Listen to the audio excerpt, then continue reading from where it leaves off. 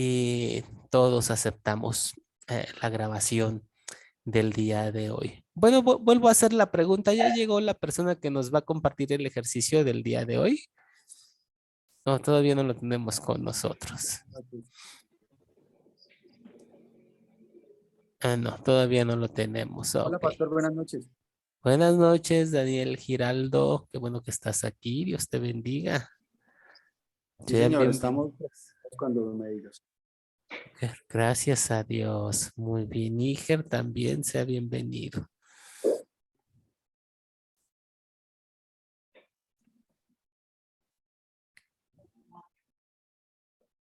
El día de hoy tenemos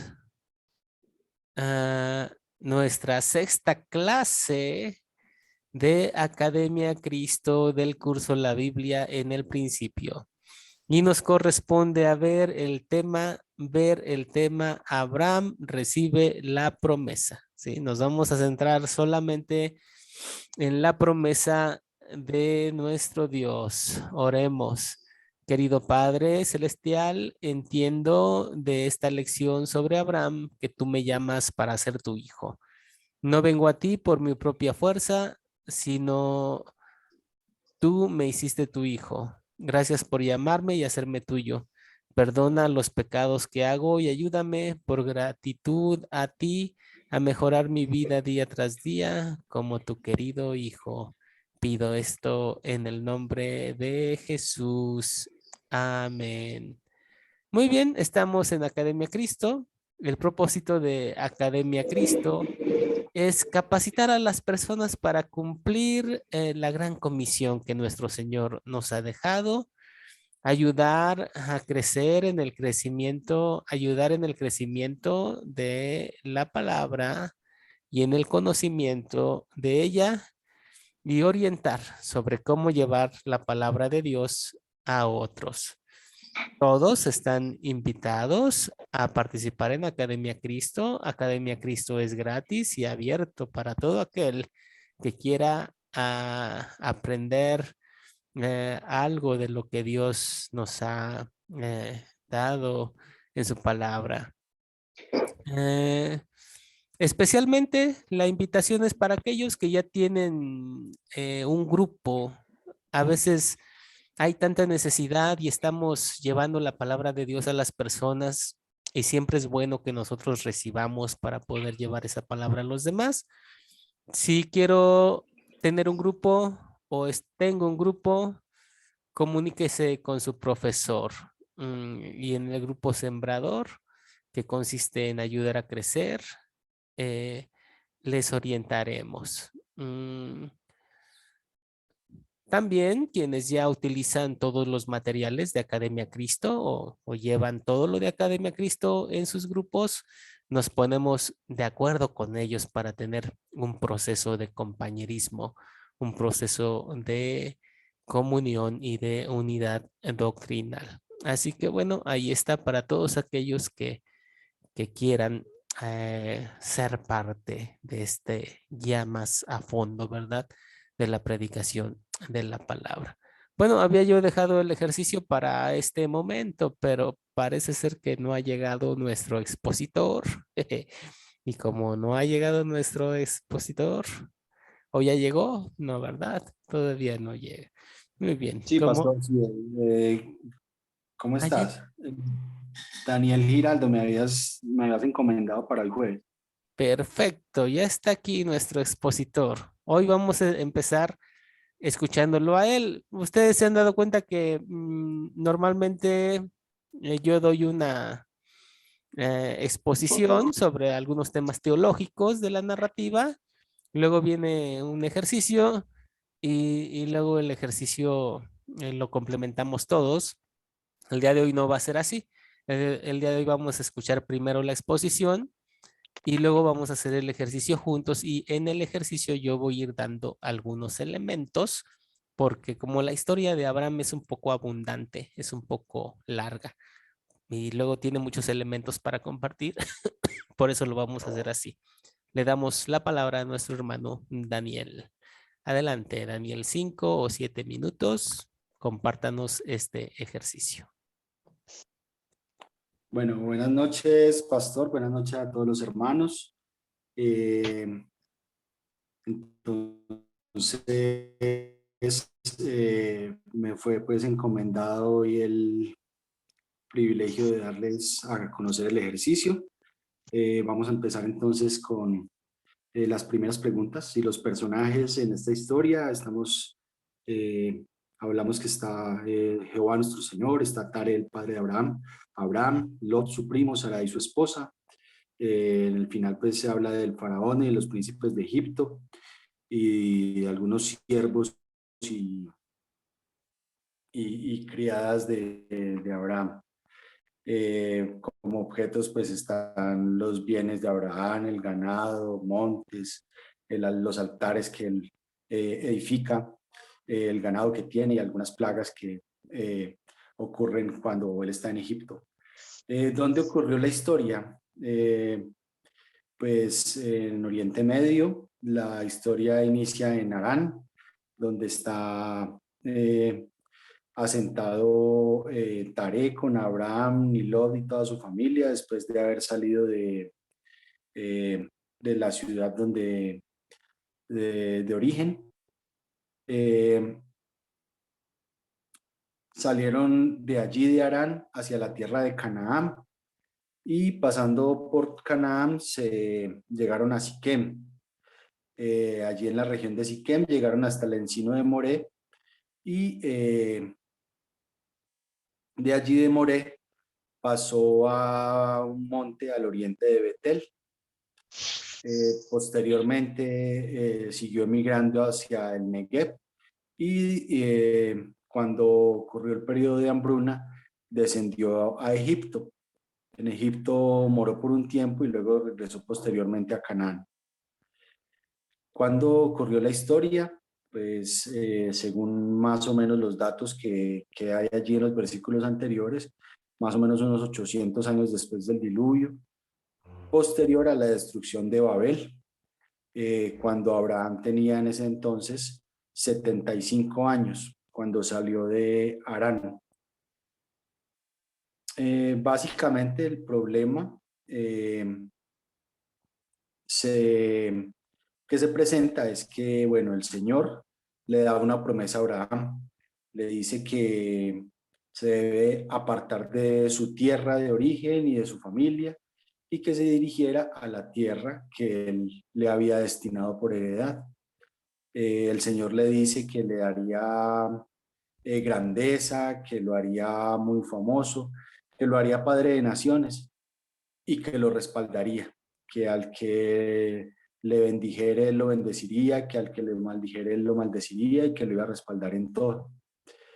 Eh, Abraham, en su paso en Canaán, levantó varios altares y e invocó a Jehová varias veces, pero llegó un momento en que se presentó una gran hambruna en toda la tierra y Abraham emigra hacia Egipto. Pues en la historia no aparece en o sea, en ningún espacio que él consultara a Jehová o que el Señor le hubiera dicho que se fuera para allí. Sin embargo, él emigró a Egipto y llegando a Egipto, por temor a que lo mataran, pues Sarai era una mujer muy hermosa, entonces él le dijo que le iba a presentar como su hermana. Eh, y efectivamente así lo hizo. Eh, Cuando llegó a Egipto, la gente y los príncipes de Egipto vieron a Sarai y como Abraham la presentó como su hermana, entonces ellos la llevaron delante de Faraón y Faraón la alojó en su casa. Pero posteriormente Jehová hiere la casa del Faraón con plagas y dándose cuenta que la causa de todas esas plagas y esas tragedias que le estaban sucediendo era Sarai, se la devuelve a Abraham, le dice le dice que se marche, o sea, los expulsa de Egipto. ¿Cuáles fueron los eventos que ocurrieron en la historia? Entonces, pues bueno, Jehová le da la promesa a Abraham, le dice que parta de su tierra y de su familia. Abraham toma a su mujer, sus pertenencias y se va con su primo Lot para Canaán. Llegan a Siquem, al encino de Moré. Él allí levanta altar a Jehová y luego parte al oriente de Betel, a una zona montañosa donde monta su tienda. Después de allí parte hacia el Negev y de allí, por causa de la hambruna, emigra hacia Egipto, donde se presenta a Sarai como su hermana, a los príncipes de Faraón. Allí, debido a eso, ellos lo favorecen, le dan inclusive más bienes de los que tenía. Y Faraón, pues, aloja a Sarai en su palacio. Pues allí no dice si él la toma por mujer, pero pues se da como por entendido, además porque Dios lo castiga con plagas, como les había dicho anteriormente, y dándose cuenta que era por Sarai, que era en realidad esposa de Abraham. Entonces él le devuelve a Sarai y le dice, le encarga a sus súbditos que expulsen a Abraham con todas sus pertenencias. Se resuelve el problema, pues Abraham en un momento de necesidad pienso yo que trata de apartarse de lo que Dios le había prometido. El Señor lo había enviado a la tierra que le daría por heredad, y él pues en medio de pronto de la desesperación por la hambruna emigra hacia Egipto. Pero vemos que los hechos hacen que se reencamine otra vez hacia Canaán. Entonces lo que veo yo es que Dios reencamina a Abraham hacia la tierra que él le había dado para su descendencia. Y además, pues, además de esto, no solo lo reencamina, sino que le aumenta las bendiciones materiales. Pues las preguntas de consolidar, entonces, pues, ¿de qué se trata la historia? La historia se trata de que a pesar de las adversidades, debemos estar firmes en lo que Dios nos manda, y que nuestro Dios es inmutable, Él no cambia, y que nos ama y nos respalda, muchas veces a una costa de nuestras propias iniquidades y desobediencias. Vemos que Abraham en un momento se desvió un poco del camino, pero el Señor lo reencaminó. Las promesas del Señor siempre se cumplen, y también sus ordenanzas. Así nosotros muchas veces queramos ir por un camino contrario, Él siempre nos enruta, y debemos estar dispuestos siempre para servirle a sus propósitos, o si no, pues de igual forma se van a cumplir. ¿Qué pecado me enseña a confesar esta historia? Pues esta historia me enseña cómo, por causa de la desobediencia y la mentira, nosotros solitos muchas veces nos complicamos la vida. Y la verdad es que debemos estar siempre a los pies de nuestro Señor para que Él enderece nuestros pasos y para que Él guíe nuestros caminos. Siempre tenemos que tener en cuenta que el pecado siempre trae consecuencias. A pesar de que el Señor en su infinita misericordia nos perdone y nos vuelva a encaminar, siempre hay consecuencias. ¿Dónde veo el amor de Dios en esta historia? Pues el Señor es bueno y misericordioso con Abraham, y a pesar de que desobedeció, de que mintió acerca de su mujer Sarai para que no fuera a sufrir mal, Dios igual le regresa a la tierra prometida y aún más prosperado de lo que estaba anteriormente. Pero como vemos, esto siempre hay consecuencias. O sea, vemos las plagas que le ocurrieron a Faraón a causa de lo que pasó con Sarai. ¿Qué me enseña Dios a pedir y hacer? Dios me enseña que siempre debo estar a sus pies y poner mis caminos delante de Él para que Él me guíe y me respalde. Que Él nunca quiere que mintamos o hagamos lo que no debemos alcanzar para lograr nuestros fines. Él nos respalda en el sitio donde Él quiere que estemos, y su misericordia es para siempre, y sus caminos son más altos que los nuestros, por lo cual nada de lo que hagamos va a cambiar sus propósitos para con nosotros, pero todo pecado tiene sus consecuencias. ¿Y cuándo sería pues una buena ocasión para compartir este mensaje? A mí este mensaje me parece propicio compartir en aquellas ocasiones en las que queremos hacer cosas que vayan en contra de la voluntad de Dios. para recordarnos que Él nos bendice cuando estamos en obediencia y que aunque Él es misericordioso y perdonador con nosotros, siempre el pecado tiene sus consecuencias y nosotros pues vamos a terminar asumiéndolas. Básicamente pues eso fue lo que entendí y pues quedo pendiente a lo que los compañeros y el profesor me puedan retroalimentar. Muy bien, se me hace muy buena la exposición que nuestro hermano nos comparte. Creo que hizo un muy buen ejercicio.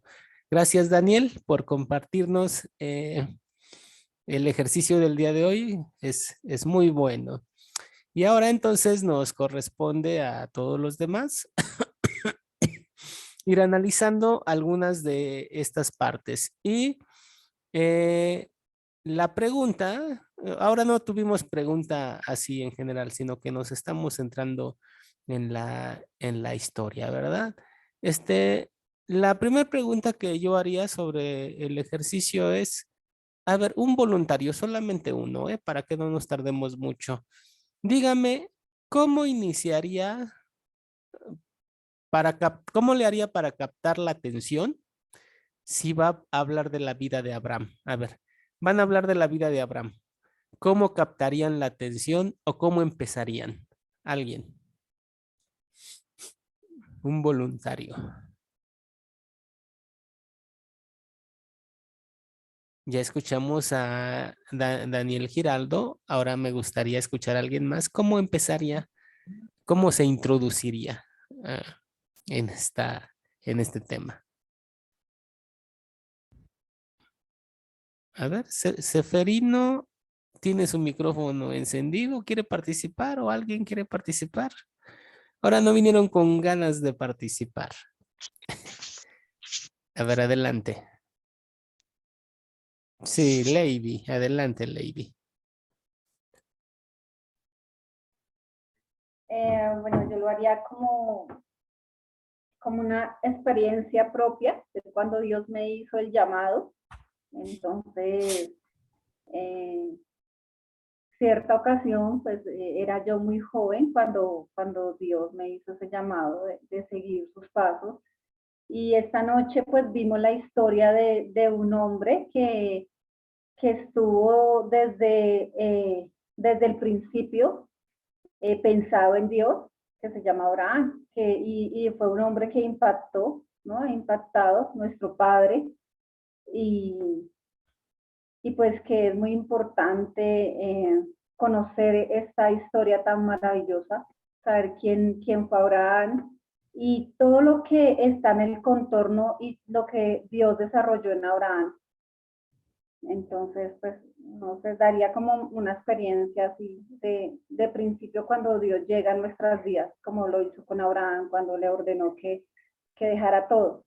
Y todo era su familia y todo era su parentela, porque pues tengo conocimiento que el padre de Abraham, Taré, honraba a los ídolos. Entonces Dios quería sacarlo para que él fuera separado, ¿no? Y no se contaminara de pronto de lo que su padre les estaba enseñando a ellos. No sé si estoy bien. Sí, sí, está bien. Entonces usted captaría la atención poniendo un ejemplo personal. Ok, está muy bien. A ver, Luis había levantado la mano. No sé si Luis quiera participar con esta. Sí, respecto de cómo captar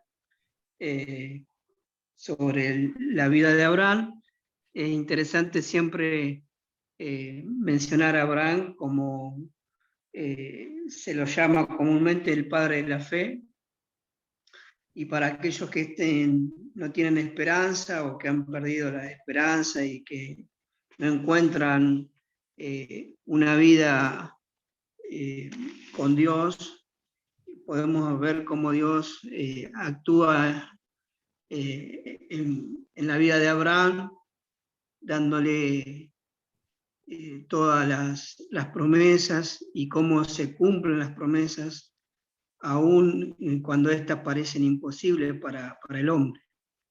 Yo buscaría captar la atención en los imposibles de las personas que son posibles para Dios. Ok, a ver, Juan Roca, y por ahí comienza a contestarnos la segunda. ¿Qué contarías? O sea, si tuvieras que dar una plática sobre la vida de Abraham, ¿qué eventos o qué elementos de Abraham platicarías? A ver, Juan. Cuando le dice el Señor a Abraham, vete de tu tierra y de tu parentela a la tierra que te mostraré, él no duda y sale y se va. Sale con Lot, sale con su esposa, se va a la tierra de Harán. Entonces él camina, pero haciendo siempre holocaustos para ser guiado por el Señor. Entonces él se va, muere su papá en el viaje, por ahí queda su papá y ellos dejan su tierra y su parentela para irse a Egipto. Pero ya entrando a Egipto, él miente, ¿no? Pero no lo matan, sino que ese hombre es bendecido por Dios. Entonces le dan todos los objetos, le dan criados, le dan todo y vuelve otra vez a la tierra prometida. Y ahí es donde el Señor le promete a Abraham, le dice, yo te daré un hijo. Y él le dice, no, pero ¿por qué si no me has dado prole? Entonces él le dice, yo te daré el hijo. Pero esperó todavía 25 años, esperanza contra esperanza, pero él no dudó, ni siquiera él flaqueó, sino que él se fortalecía día tras día para ver la promesa del Señor. Esa promesa también lo tenemos nosotros, porque no solo es Abraham, sino nosotros. La promesa del Señor está también en nosotros porque somos linajes de Abraham. Tenemos que caminar con fe, como le dije, como esperó él, con paciencia. A veces nosotros nos empezamos a desesperar de alguna cosa que no nos sale a tiempo, porque tenemos que esperar el tiempo de Dios como esperó Abraham el tiempo de Dios para ser padre de multitudes. Eso es todo, pastor. Ajá, muy bien, gracias. Qué completa explicación. Gabriela, ¿usted quiere decir algo? Sí, pastor. También me gustaría hablarle a alguien de la fidelidad de Abraham hacia Dios cuando le pidió que le diera en sacrificio a su hijo y no lo pensó. Ajá. Claro. Sí, bueno, yo le hablaría sobre de eso a alguien. Sobre de ese particular, ¿verdad? Que no dudó en ofrecer lo que más quería a Dios. Así es. Qué interesante y qué bonita enseñanza, ¿verdad? Porque cuando más agarramos para nosotros lo que más queremos y no se lo queremos dar a Dios, nosotros mismos sufrimos mucho. Pero cuando le entregamos a Dios lo que más queremos, nuestro corazón descansa. Muchas gracias, hermana. Qué bonita enseñanza.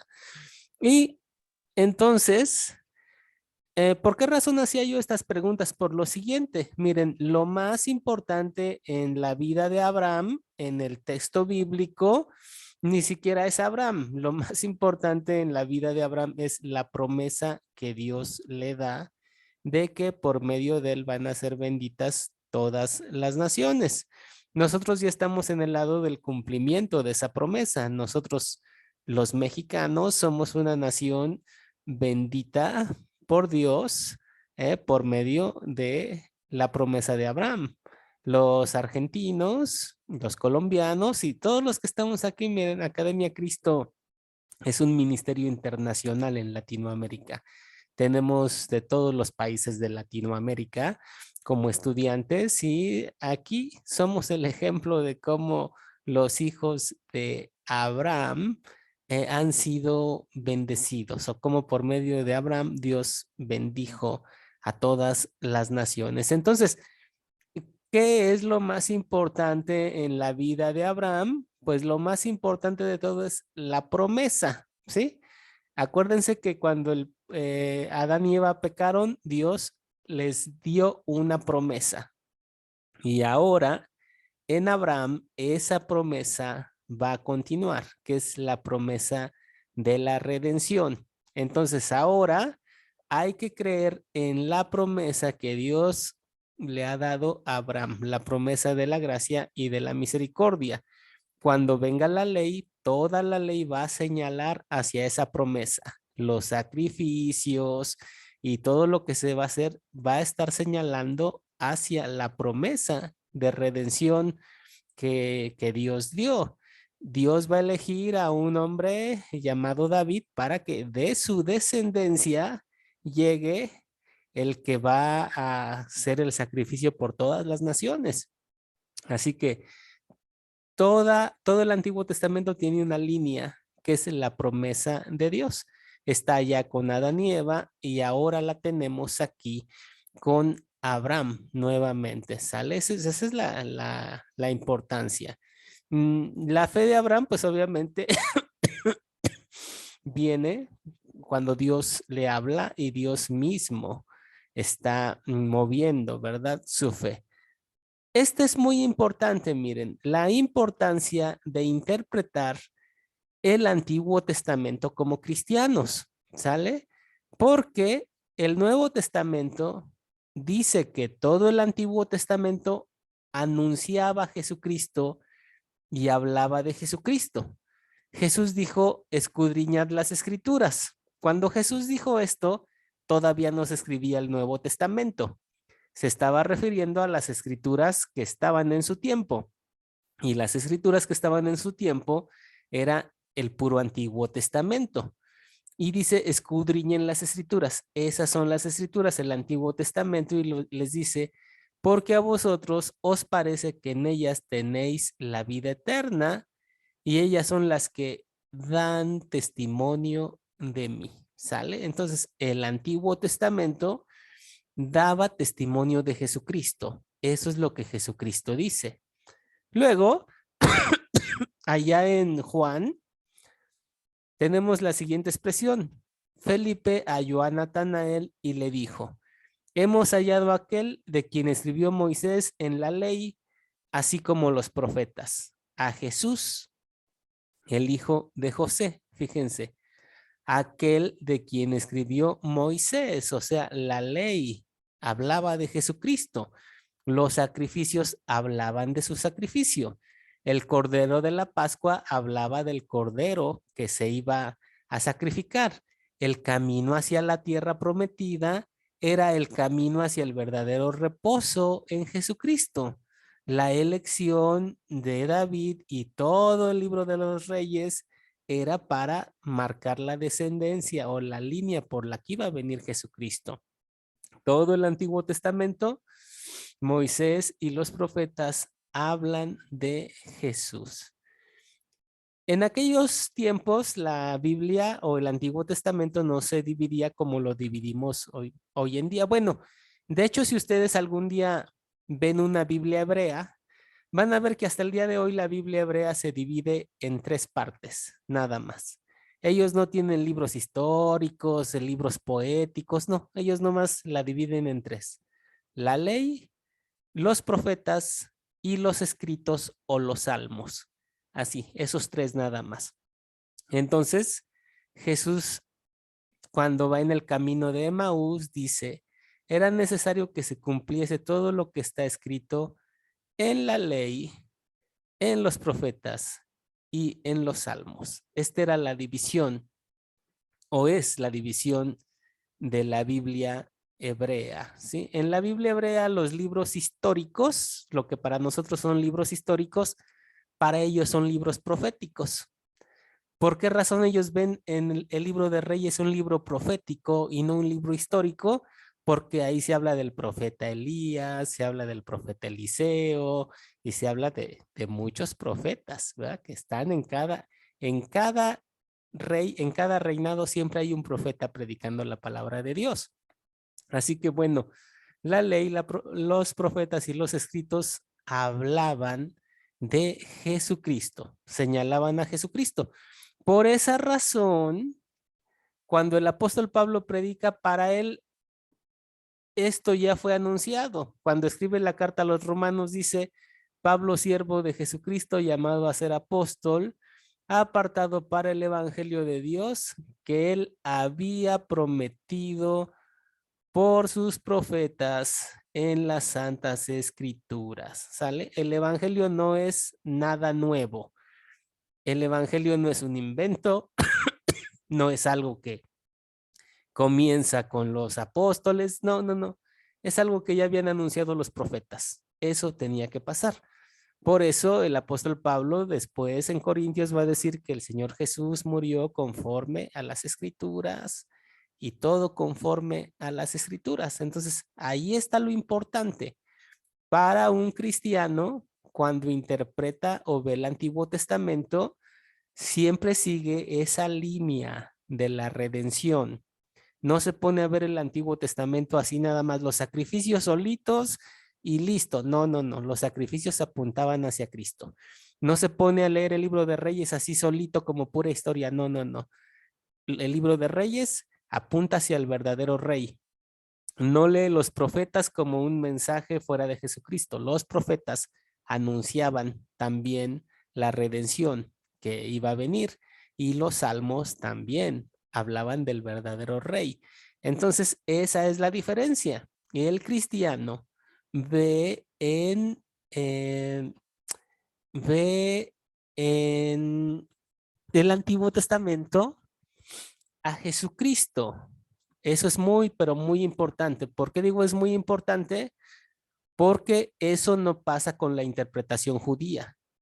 Ellos no ven a Jesucristo para nada en el Antiguo Testamento, ¿sí? No, no ven. Sí hay una promesa mesiánica, pero ellos no ven a Jesucristo. Voy a ponerles un ejemplo. Varios salmos que para nosotros hablan de Jesucristo, para ellos no. Para ellos hablan incluso de la reina Esther, pero de Jesucristo no.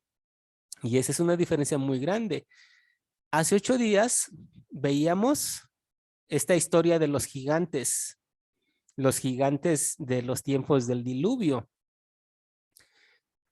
La interpretación cristiana en general dice, no son ángeles. ¿Por qué? Porque Jesucristo dijo que los ángeles ni se casan ni se dan en casamiento. Y la palabra de Jesucristo es determinante para nosotros. Si Jesucristo así lo dijo, así es. Y eso es lo que determina la interpretación del Antiguo Testamento. Para los judíos no, para ellos estos sí son ángeles. De hecho, hay un libro que se escribió poquito antes de Jesucristo que se llama el libro de Enoc. Y el libro de Enoc interpreta el diluvio y dice que esos hijos de Dios que tomaron a las hijas de los hombres eran ángeles del cielo que bajaron a casarse con esas mujeres y les nacieron gigantes que medían más de 1 kilómetro. Todas esas leyendas es una interpretación judía de un libro apócrifo que se escribió poquito antes de Jesucristo, que se llama el libro de Enoc. Y ahí vienen todas esas historias de que eran ángeles, que se casaron con mujeres, que tuvieron descendencia. Esa no es la interpretación cristiana, porque para el cristiano, los ángeles ni se casan ni se dan en casamiento. Lo dijo Jesucristo. Y porque lo dijo Jesucristo, miren, con eso es suficiente. Con eso nos basta, ¿sale? La diferencia entonces entre la interpretación del Antiguo Testamento entre los cristianos y los judíos es que para los cristianos Jesucristo está presente en todo el Antiguo Testamento. Dios dio su promesa y esa promesa señaló hacia Jesucristo y para la interpretación judía no hay nada de eso, ¿sale? Esa es la gran diferencia y por eso para nosotros es importante interpretarlo desde Jesucristo porque así lo enseña el Nuevo Testamento. A ver, ¿alguien tiene alguna pregunta hasta aquí? A ver, Cándido Carpio, díganos. Sí, muchas gracias, profesor Artemio. Sí, yo había escuchado que esos eran ángeles caídos, así mismo. Creo que le llaman Nefilín, si no me mal no recuerdo. Pero quisiera la cita bíblica para corroborar esa parte donde nos dice lo que usted está diciendo. La cita bíblica donde Jesucristo dice que los ángeles no se casan. Exacto, sí, Así. porque yo había leído como, no tengo cita bíblica, pero usted me corregirá o no sé si esos ángeles que se casaron y se cansaron con las mujeres, esos son los nefilim. Sí, los judíos, eso, la interpretación del libro de Enoch, eso dice que esos son los nefilim, los que se casaron. No, no, son los hijos de Dios los que se casaron. Y los nefilim son los hijos que medían más de 1 kilómetro, ¿sí? Medían el tamaño de una montaña, según ellos. Eso no está no, o sea, no lo respalda la palabra de Dios, ¿sí? Pero el pasaje que dice que no se casan ni se dan en casamiento está en Marcos 12:25, ¿sale?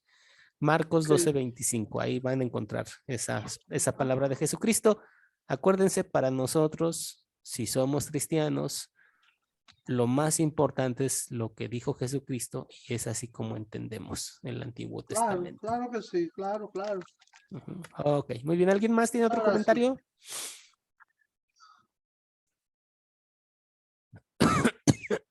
Muy bien, si ya no hay más comentario, vamos a continuar adelante con, pues en realidad estamos en el ejercicio, ¿verdad? Y estamos compartiendo algunas cosas que van surgiendo ahí en el ejercicio.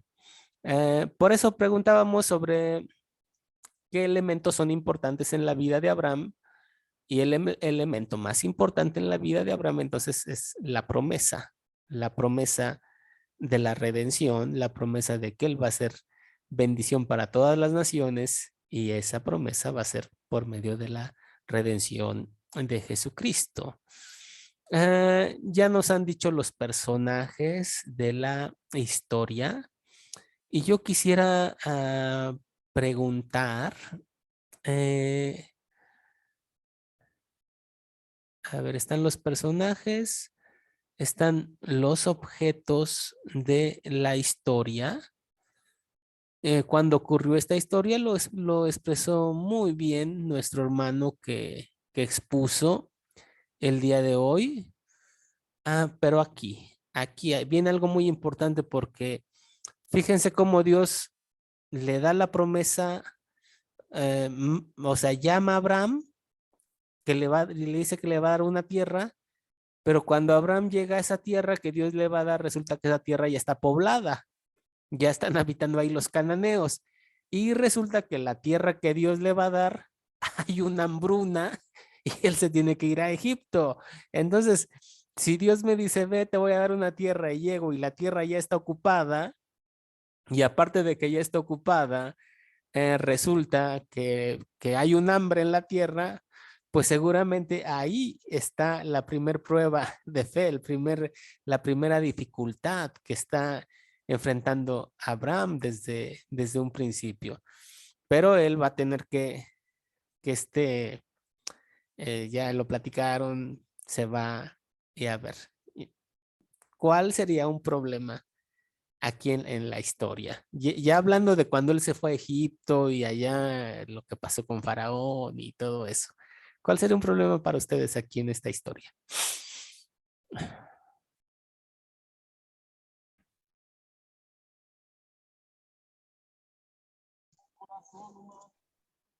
¿Alguien? ¿Alguien habló? ¿Alguien quiere decir un problema que ve en esta historia?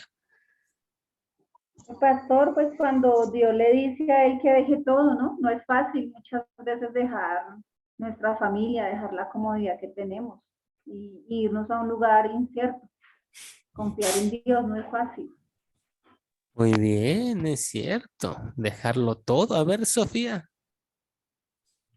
Otro problema es el hecho de que en un momento Abraham dudó al ver la belleza de su esposa y no confiar en Dios, que la protegería, y él mintió. Entonces ahí provocó un pecado de desconfianza con Dios. Esa sería una parte también. Bien, muy bien. Ahora, ahí va una pregunta. ¿Por qué creen que después de la promesa que Dios le da a Abraham, de que le va a dar una tierra, y llega y la tierra ya está ocupada, y luego hay una hambruna, y él entonces tiene que ir a Egipto y le dice a su mujer, ¿sabes qué? Que di que eres mi hermana, ¿no? Le tiene que decir, le dice esto. ¿Por qué aparecerá ese error de Abraham después de la promesa? ¿Alguien? Sí, hay una cuestión, profesor, Ujú. y es, aparte de que él identifica a su esposa por lo hermosa que era, como su hermana, tenemos que ver que los egipcios seguían a otro tipo de dioses y de costumbres religiosas que eran contrarias a las costumbres que Dios ordenaba y emanaba para Abraham. Acordémonos de que Abraham fue el padre de la nación israelita. Fue un hombre que le tiene un respeto, una consideración, y lo que dice usted, Dios le hizo la promesa de que iba a ser padre de naciones. Entonces, él cuando comete ese error, también hay que tomar muy en cuenta los dioses egipcios y su fe que él profesaba siguiendo a Jehová. ¿Va? Ok, muy bien. Gracias, Andrés. A ver, Mauricio Pinto, díganos. Bueno, pastor, yo veo ahí que él en ese momento lo acobijó el temor, pero el temor no espiritual, sino el temor de la carne, ¿sí? Porque si él hubiera visto de pronto el temor de Dios, que es el que debemos tener, que es el temor a Dios, no fijar la mirada ni al hombre, porque en realidad el que nosotros debemos glorificar es a Dios, ¿no? Yo pienso que, bueno, pienso no, yo veo en la historia de que él en ese momento sintió fue ese temor hacia el hombre, sabiendo que Dios era el que estaba con él y él apartó en ese momento a Dios, él se le olvidó esa promesa que Dios le había dado por causa del temor hacia el hombre, ¿no? Por las costumbres en las cuales él sabía que ese pueblo de Egipto iban a tomar represalias contra él y bueno, él estaba inclusive sacrificando su propia esposa, su propia, porque en ella venía la promesa que era su hijo Isaac, ¿no? Y que de Isaac venía la descendencia de que hoy en día se habla de estos grandes patriarcas, ¿no? Ese es mi aporte. Ok, a ver, Juan Roca, por favor.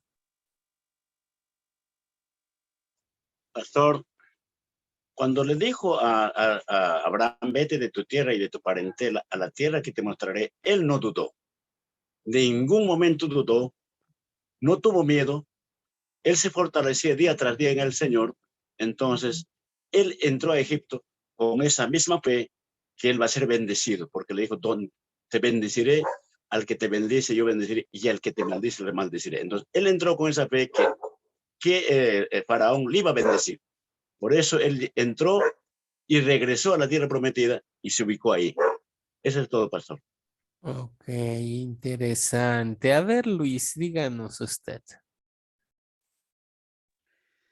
Profesor, yo quisiera decir esto. Para Abraham, escuchar la voz de Dios y irse de su casa, para nosotros es un desarraigo pensar todo esto, ¿no? Pero él vivía en una situación donde se idolatraba, su padre vivía idolatrando a distintos dioses, pero también había una nación, un pueblo, veíamos que estaba Babel, que había sido una ciudad que había sido un episodio que vimos la semana anterior, o esta semana, perdón, y toda esa idolatría y toda esa violencia y toda esa soberbia del ser humano lleva a Abraham a tener esa obediencia a Dios. Yo creo que el trasfondo de la vida de Abraham era decidirse por Dios o morir en esa violencia con la que estaba viviendo en ese tiempo, porque no eran tiempos fáciles. Ok, gracias Luis. Bien, gracias por su comentario. Y fíjense la importancia, ¿eh? La importancia de que después de la promesa de Dios aparezca un error de Abraham. Y tiene que ver con el sentido de que los errores humanos no invalidan la promesa de Dios. La promesa de Dios es una promesa de redención. Y Abraham se equivoca, pero Dios sigue su promesa de redención. Y luego toma a David para que de ahí venga una descendencia donde va a venir el Mesías, pero David se equivoca. David, ya sabemos todo lo que pasó con él, pero el error de David no invalida la promesa de Dios, porque la promesa no es para David ni está centrada en él. Lo importante en David no es David, sino lo que va a venir por medio de él. Y los reyes son un desastre, ¿eh? Los reyes de Israel, idólatras, mujeriegos, asesinos y un montón de cosas tremendas, pero Dios mantiene su promesa, porque la promesa no está centrada en Abraham, sino en las naciones que Dios va a rescatar y bendecir. No está centrada en David, sino en las naciones que Dios va a rescatar y bendecir por medio de su descendencia. Entonces eso es muy importante, porque a veces decimos, bueno, es que David como era y Dios, de todos modos, y todo lo individualizamos, pero no era cosa de David, sino de la promesa de Dios de redimir a este mundo, de redimir a las naciones, y por eso después de la promesa hay un error de Abraham, pero la promesa de Dios sigue adelante. José Muñoz, ¿usted levantó la mano? Sí, pastor. Estaba viendo yo en Génesis, en el capítulo 20, del 1, por decirlo así, dice allí: de allí partió Abraham a la tierra del Negueb y acampó entre Cades y Sur y habitó como forastero en Gerar. Y dijo Abraham de Sara, su mujer es mi hermana, y Abimelech, rey de Gerar, envió y tomó a Sara. Pero Dios vino a Abimelech en sueño de noche y le dijo: he aquí, muerto eres a causa de la mujer que has tomado, la cual es casada con marido.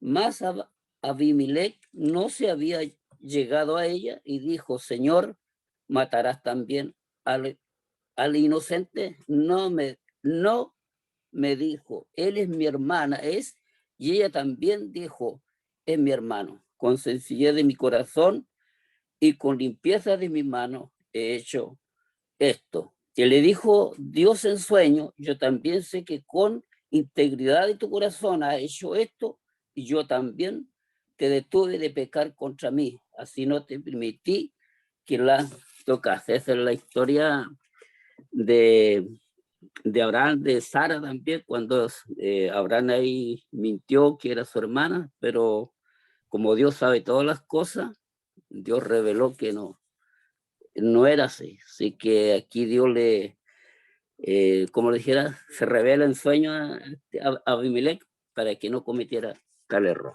Eso es más o menos, pastor. Sí, sí, así es. O sea, el error humano no invalida la promesa de redención de Dios. Esa promesa sigue adelante por todo el Antiguo Testamento, y por eso no tenemos que centrarnos en los humanos. Muchas veces en las predicaciones o cosas así, siempre el héroe termina siendo David, el héroe termina siendo Sansón, el héroe termina siendo Gedeón y todo ese tipo de cosas, pero la realidad es que ellos están ahí nada más guiando hacia una línea que es la línea que nos va a traer hacia la redención. Muy bien, continuamos entonces adelante. Y tenemos entonces ahí la problemática, pero finalmente quiero que consideremos las preguntas de consolidar, acuérdense, 1, 1, 7, 5. Acuérdense de esos números.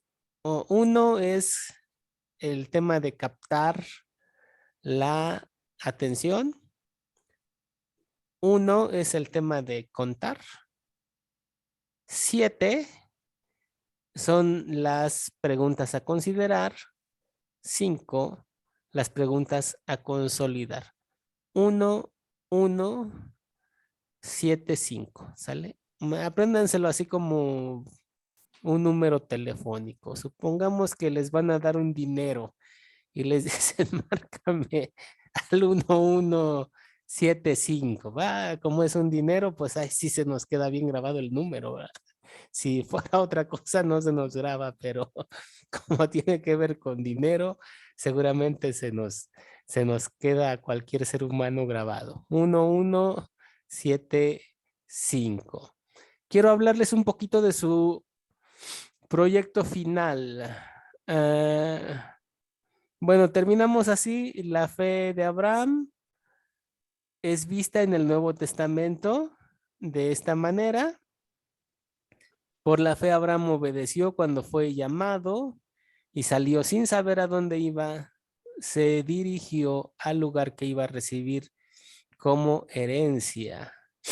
Por la fe habitó en la tierra prometida como un extranjero y vivió en tiendas, pero él esperaba otra ciudad, ¿eh? Dice Hebreos que él esperaba una ciudad celestial, no algo humano o material. Y por la fe Sara, también estéril, a pesar de ser grande de edad, pudo dar a luz. Normalmente se ve Hebreos y se maneja Hebreos como si fuera,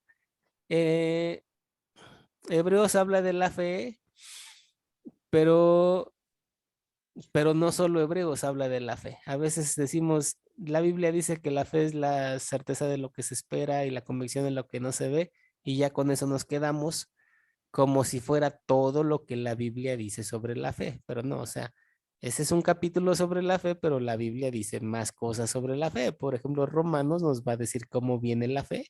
La fe viene con el mensaje de la palabra de Dios que nos llega, con la lectura de la palabra de Dios. La fe viene por el oír. Entonces, nos va a decir más cosas sobre la fe. Entonces, la definición o lo que nos dice Hebreo sobre la fe no es lo único, sino que hay más pasajes que hablan sobre la fe y hay que complementarlo con los demás pasajes. Pero el ejemplo de Abraham pues, es muy importante. Él anhelaba, él como los demás, anhelaban una patria celestial. ¿Qué es esto? Anhelaban la salvación, anhelaban la promesa de redención. Las narraciones que hablan de ellos no tienen que ver solamente con sus vidas, sino que tienen que ver con la promesa de redención, todas las narraciones del Antiguo Testamento, ¿sí? Por eso ya el Nuevo Testamento nos va a decir que Abraham fue justificado no por las obras, sino fue justificado por la fe, porque creyó y le fue contado por justicia. Y dice que ahora nosotros los que creemos, los que por fe creemos, también somos la descendencia de Abraham, somos hijos de Abraham, y por eso ahí es en donde se cumple la promesa que se le dio a Abraham de que iba a ser bendición para todas las naciones. Muy bien, les quiero hablar de su proyecto final. Todos van a trabajar en un mismo pasaje. El pasaje es Génesis 37. Hay que leerlo, Génesis 37, en varias versiones de la Biblia. En internet ustedes conocen varias versiones. A ver, alguien dígame una versión de la Biblia. Nueva versión internacional. La nueva versión internacional. Es una traducción que de hecho tenía como propósito la evangelización. Entonces utiliza un lenguaje sencillo, un lenguaje fácil para que el pueblo lo entienda, ¿sale? Esa es la nueva versión internacional. A ver, díganme otra. La Biblia latinoamericana, profesor. La Biblia latinoamericana es una Biblia que se tradujo en Chile y es una Biblia católica. Había un grupo llamado la Teología de la Liberación en aquel entonces que hablaba de que participemos socialmente y todo ese tipo de cosas. Y la Biblia latinoamericana tiene esos orígenes, ¿sale? Viene de por ahí, se puede. Se puede leer muy bien, si era tipo revolucionaria, y las primeras Biblias latinoamericanas hasta abajo traían un montón de comentarios tipo revolucionarios. José Muñoz. Sí, pastor, la Biblia habla hoy, también tiene otra traducción. La Biblia Dios habla hoy, en la Biblia Sí, Dios habla Dios. hoy, participaron católicos y evangélicos, y también es una Biblia popular para Latinoamérica, de fácil lectura, de fácil acceso, sumamente sencillita. Ven que Reina Valera dice, he aquí un holocausto, ahí dice una ofrenda toda quemada, porque eso significa holocausto. Holos significa todo y caustos quemado, ¿ve? Que se quemaba todo. A ver, Luis Bello, díganos. Yo, bueno, descargué y estoy leyendo la Biblia popular y también me gustó, hace un tiempo leí y empecé a leer la Biblia, una versión de Nácar Colunga.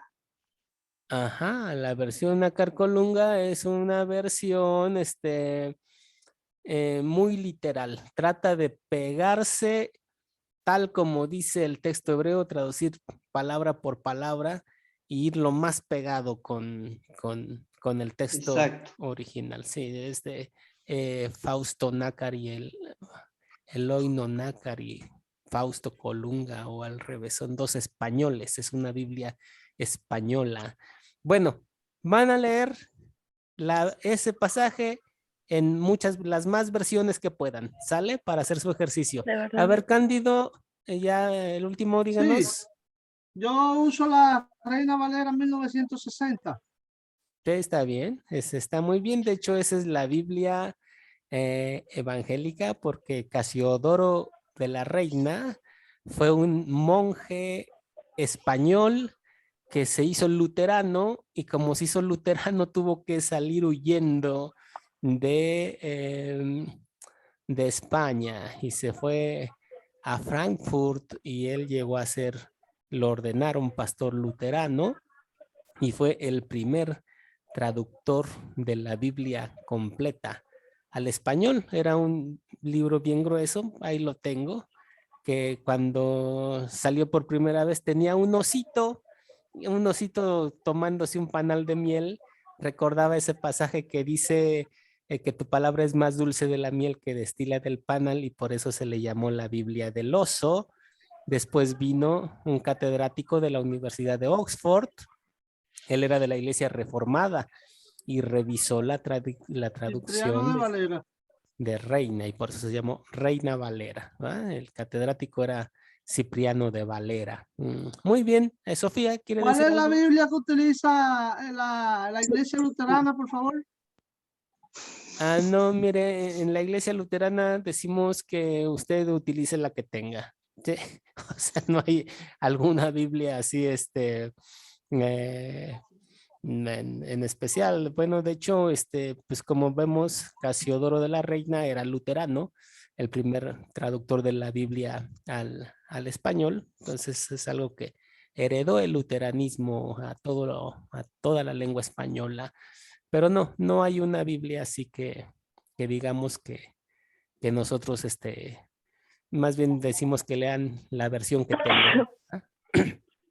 Sofía. Ahora, disculpe, sí, le iba a preguntar, hay una Biblia que se llama Biblia para Todos, lenguaje actual. ¿Esa también es otra versión? Sí, es una versión que pretende ser muy sencillita, pero ya las versiones muy sencillitas ya son como paráfrasis, Ya más que ser traducciones, ya son casi explicaciones.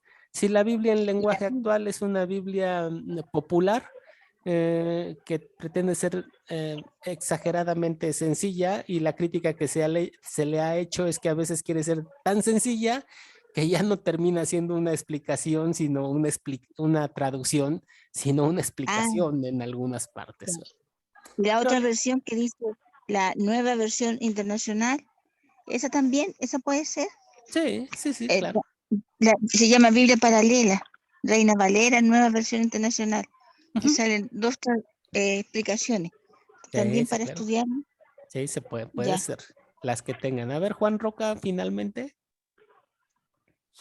Pastor, la Biblia que usted dijiste para descargar, ¿cuál era? Por favor. Es la Biblia que les recomiendo, es la Biblia popular que está en la página de Academia Cristo. Ahora, la Biblia popular es la Biblia Reina Valera.